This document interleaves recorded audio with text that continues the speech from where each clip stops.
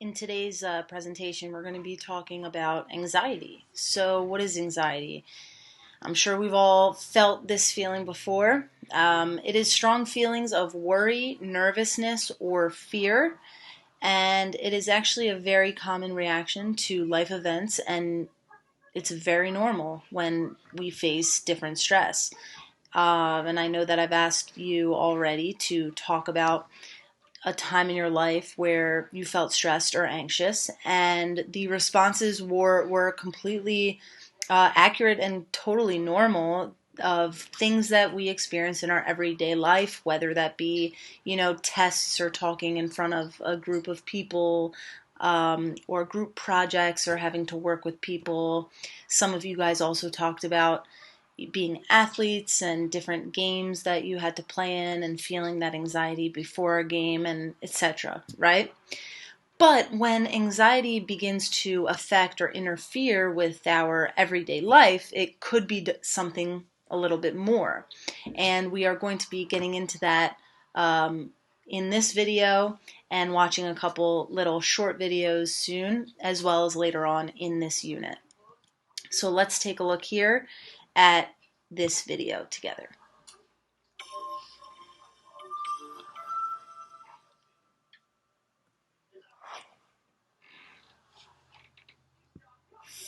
There's no way I'm going to pass this exam. I don't even want to show up. I was so uncomfortable at that party. It was hard for me to breathe and I got all sweaty. I had to leave.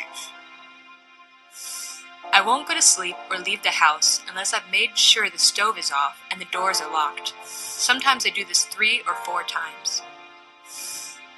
I have to get to the airport 5 hours early. You just never know what might happen.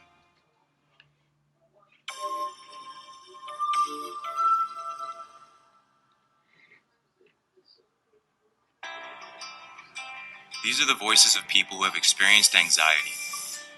Anxiety is a common reaction to life events, like taking a final exam or speaking in front of a crowd. But when it becomes really uncomfortable and makes day-to-day life hard to live, then it's a problem, or even what we call a disorder. I know. I've lived with anxiety for a long time. My own anxiety feels like it's about everything. I worry about so many things in so many ways, and it impacts my life big time. I stress about things that are about to happen or might happen, and it means I can't really focus on where I am or who I'm with. Sometimes my heart pounds, I speak really fast, and I kind of snap at people. My family gets really frustrated with me. When it's really bad, I have a knot in my stomach all the time. I can even feel depressed, and then I just want to be alone. I feel like if I do something, I'll screw it up or something will go wrong. So a lot of times, I'd just rather avoid it all. I feel so much better staying home and maybe having a drink. Turns out, anxiety is a very common mental health symptom. It can be the main sign of generalized anxiety disorder, which I have, or social anxiety disorder, which is when people have a fear of being in public or meeting new people. For those of us with social or generalized anxiety disorders, it's really difficult to live the way we want to live. Some people have anxiety about really specific things. They are afraid of heights, snakes, spiders, or something else. These are called phobias, and when people avoid these things, anxiety mostly stays away. But when people can't avoid their phobias, it is a real problem. Some people experience anxiety and post-traumatic stress disorder, or obsessive-compulsive disorder, which can make people really overcome with anxiety. In these conditions, anxiety can be so intense that people are at risk for suicide, and they use alcohol or drugs to cope, and sometimes their lives feel like they come to a halt. I'm one of the lucky ones. My doctor told me how to get the treatment that would help me, and it did. I understand now what my anxiety feels like, when it happens, and what I can do about it. I learned some great coping skills, and even just naming it keeps it in perspective. Sometimes my anxiety can still get pretty big, but it doesn't seem to last quite as long as it used to. My anxiety was treatable. For most people, this is true. You can get your life back to where you want it to be. I know. I've got mine back. So that last video talked a little bit about the difference between anxiety and an anxiety disorder, which later on in this unit we will be talking about the different anxiety disorders as well as different mental health disorders also. So this video is going to dive a little bit deeper into anxiety disorders. So let's take a look.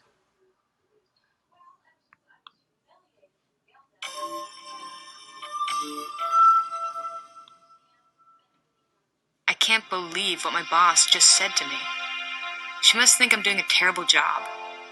I have to quit. All my friends are so happy when they go out. I don't get it. Can't even imagine what they're thinking of me. If I don't get this internship, I'll never get a job. I don't know what else I can do. I'm stuck.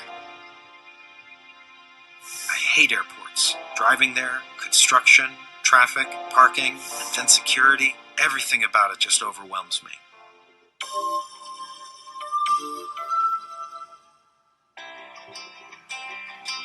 Anxiety disorders are the most common mental health problems. While everyone experiences stress and anxiety at some point in life, some people become so overwhelmed that they can't manage their day-to-day or minute-to-minute lives. I know. One of these voices is mine. There are several types of anxiety, and they can affect people in different ways. You might have heard of specific phobia, social phobia, panic disorder, or generalized anxiety disorder, or others. Some of these seem like they might be manageable, like a fear of heights. It's not always convenient to avoid tall buildings, but you could do it. Others, like panic disorder or social phobia, might be harder to manage because they cause problems at unpredictable times, like when you're in public.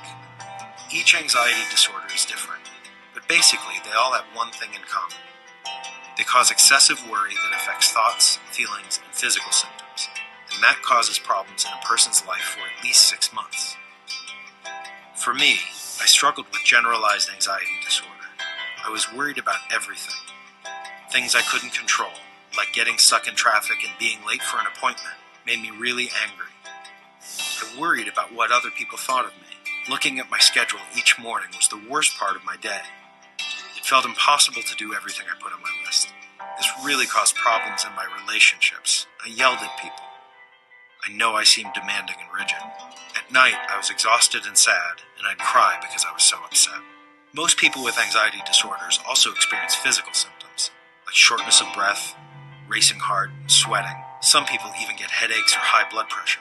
Stress and anxiety are very real physical problems. Eventually, people avoid doing anything stressful so they don't have these symptoms. The good news is that anxiety disorders are treatable. Cognitive behavioral therapy, or CBT, exposure therapy, and acceptance and commitment therapy, or ACT, are evidence-based treatments that can treat any type of anxiety disorder. Relaxation techniques, controlled breathing, and meditation have also been shown to be effective in reducing the physical symptoms of anxiety. There are lots of medications that are also helpful, including medications for depression and anxiety known as SSRIs and SNRIs. Social support, stress management, and self-care techniques are also common parts of any treatment plan for an anxiety disorder. I was worried about so many things for so long, but I got help. I worked with a great counselor and took an SSRI. I even started yoga. Now, when I begin to feel stress, I can look at the situation more carefully, slow down my breathing, and take care of any tasks that are reasonable. Treatment can really help people overcome their symptoms of anxiety. I know, I did.